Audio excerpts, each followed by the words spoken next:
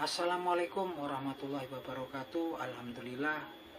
Wassalatu wassalamu ala rasulillah Nabina Muhammadin sallallahu alaihi wasallam wa ala alihi wa sahbihi wa mawala. Wa qala Allah ta'ala fil Qur'anil Karim, ya ayyuhalladzina amanu taqullaha wal takum nafsum ma qaddamat lighad wa taqullaha innallaha khabirum bima ta'malun. Amma ba'du. Alhamdulillah, para sedulur YouTube ketemu lagi dengan saya Bung Wijanarko.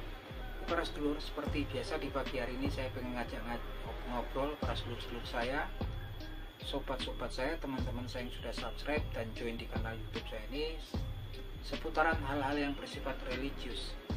Jadi teman-teman, dalam sebuah hadis yang diriwayatkan oleh Imam Ibnu Majah ya, rahimahullah, Rasulullah Shallallahu Alaihi Wasallam bersabda sebagai berikut. Bismillahirrahmanirrahim. Man ahya sunata min sunati wa amila biha nasu kana lahu mislu ajri man amila biha la yang kusu min ajrihim sayun. Yang artinya sebagai berikut.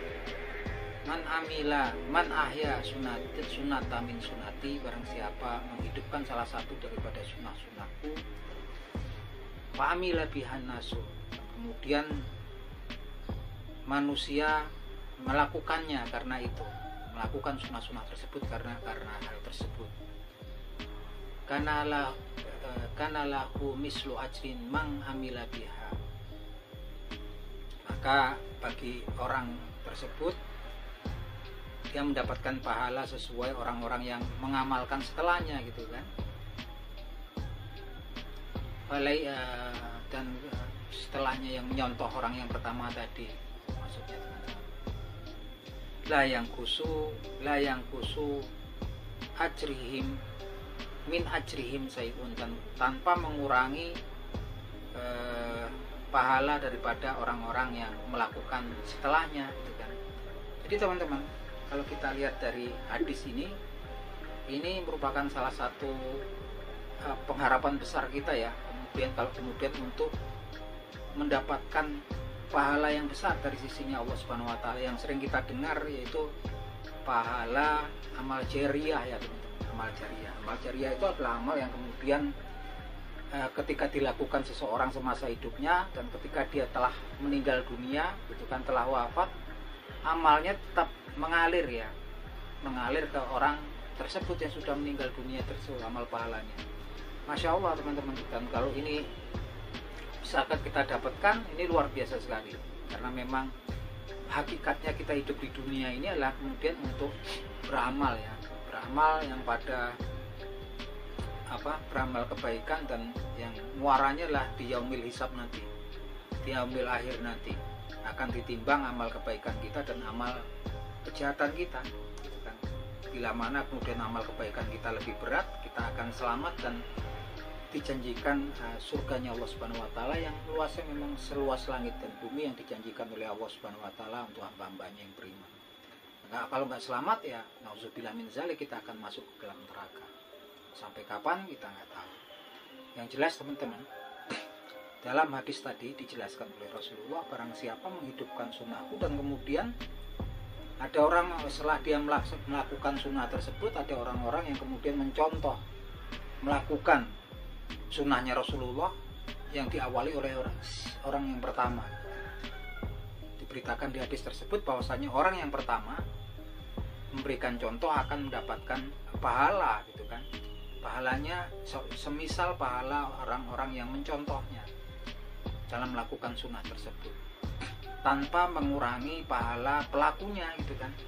Masya Allah, ini kan sampai kemudian pun kalaupun orang yang memberikan contoh menghidupkan salah satu sunnahnya dari sunnah-sunnahnya Rasul ini, ketika dia meninggal, orang yang mencontoh dia masih terus melakukan, ketika mendapatkan pahala pelakunya, maka pelakunya tidak akan berkurang ya pahalanya.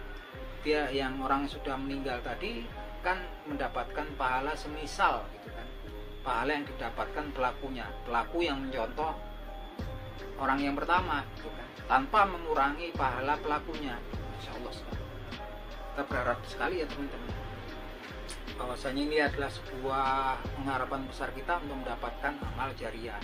Jadi kalau kita bilang sunnah ini merupakan kebiasaan hidup gitu kan, kebiasaan yang dilakukan Rasulullah Shallallahu Alaihi Wasallam. Contohnya sunnah ini kan memang yang kecil-kecil, yang ringan-ringan, seperti mandi menjelang sholat Jumat gitu kan. Ketika mau berangkat ke sholat Jumat, kita mandi, kemudian memotong kuku tangan dan kuku kaki kita, dan kemudian kita memakai wewangian. Nah, itu sudah merupakan sunnahnya Rasul ya. Kebiasaan yang dilakukan Rasul itu namanya sunnah ya. Biasa. Ini sunnah gitu kan. Memanjangkan janggut gitu kan. Jangan sampai kemudian karena kurang pengetahuan kita justru kita membenci sunnahnya Rasul gitu kan. Nah, nanti kalau kemudian kita membenci sunnahnya Rasul, justru diberitakan di salah satu hadisnya bahwasanya orang tersebut bukan termasuk golongannya Nabi Muhammad SAW.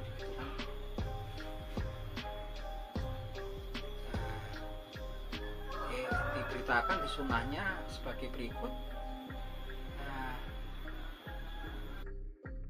Bismillahirrahmanirrahim. Marohiba an sunnati alaisa mina. Yang artinya sebagai berikut, marohiba an sunnati alaisa mina.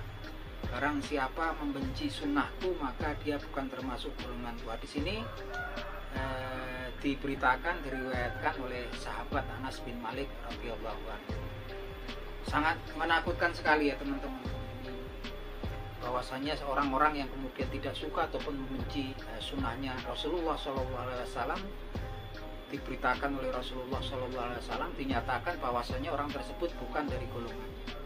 Nah, yang kita prihatin kan memang kadang-kadang karena kurangnya literasi kita gitu kan, kemudian kurangnya wawasan kita, kurangnya pengetahuan kita, secara nggak sengaja kemudian kita nggak suka atau meremehkan sunnah-sunnahnya Rasulullah SAW. Misalnya saja memanjangkan janggut, terus kemudian menjaga pakaiannya agar di atas mata kaki gitu kan. Itu sunnah-sunnahnya Rasulullah SAW ya, bukan kebiasaannya orang Arab. Meskipun gitu kan kayak saya di janggutnya juga gak tumbuh gitu kan, tapi saya nggak pernah membenci gitu kan, karena itu saya tahu itu adalah sunnahnya Rasulullah SAW. Dan diancam bahwasanya kemudian yang membenci sunnahnya Rasulullah SAW, yang nggak suka sama sunnahnya beliau, maka bukan termasuk golongan beliau. Nauzubillah min dzalik. Oke lah, kemudian kita nggak suka kalau kemudian kita dibilang pakai celananya kok yang cingkrang, terus nggak suka kemudian kita memanjangkan janggut kita karena memang janggut kita sedikit kalau orang Asia ya teman-teman. Tapi janganlah kemudian kita sampai membenci ataupun nggak suka terhadap sunnahnya Rasulullah SAW karena kekurangan pengetahuan kita, dan mungkin itu kita anggap sepele, kita anggap remeh. Tapi ternyata dalam sebuah hadis yang diriwayatkan oleh sahabat Anas bin Malik radhiyallahu anhu tersebut, bahwasanya Rasulullah jelas-jelas mendeklar orang yang membenci, nggak suka sama sunnahnya bukan termasuk golongannya. Terus masuk golongan siapa gitu nanti teman-teman. Nah ini teman-teman, pentingnya memang kemudian kita banyak belajar, kita banyak mengkaji. Kita mengkaji nggak cuma kemudian kita buah, bukan cuma sekedar mengkaji mempelajari Al-Quranul Karim, tapi juga kita juga harus mengkompletkan mempelajari tentang sunnah dan sunnah dan hadisnya Nabi Muhammad SAW, karena itu merupakan bentuk kecintaan kita kepada Nabi Muhammad SAW. Oke gitu teman-teman, obrolan kita di pagi hari semoga bermanfaat buat teman-teman. Akhir kata, wabillahi taufik wal hidayah. Wassalamualaikum warahmatullahi wabarakatuh.